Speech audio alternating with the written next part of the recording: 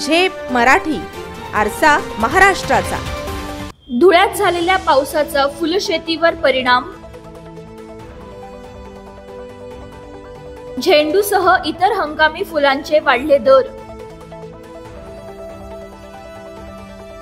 ऐन गणेशोत्सवाच्या तोंडावर ग्राहकांना महागाईचा फटका। गणेशोत्सव जवळ आला की बाजारपेठांमध्ये फुलांची रंगत वाढते। मात्र धुळे जिल्ह्यात गेल्या काही दिवसात झालेल्या मुसळधार पावसामुळे फुलशेतीचे मोठे नुकसान झाले असून त्याचा थेट परिणाम शहरातील प्रमुख फुल बाजारांवर दिसून येतोय। सततच्या पावसामुळे झेंडूसह इतर हंगामी फुलांची आवक कमी झालीये। परिणामी बाजारात पुरवठा घटल्याने दरवाढ होऊ लागलीये।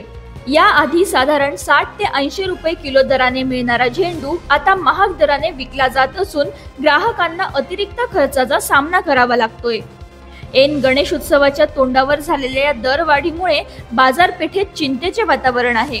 शेतकऱ्यांचे नुकसान, कमी झालेली आवक आणि सणासुदीची वाढती मागणी या सगळ्यामुळे येत्या काही दिवसात फुलांचे दर आणखी वाढण्याची शक्यता वर्तवली जात आहे। अशाच वेगळ्या आणि ताज्या बातम्यांसाठी पाहत रहा झेप मराठी, आरसा महाराष्ट्राचा। संपादक प्राध्यापक अनिल चव्हाण, धुळे।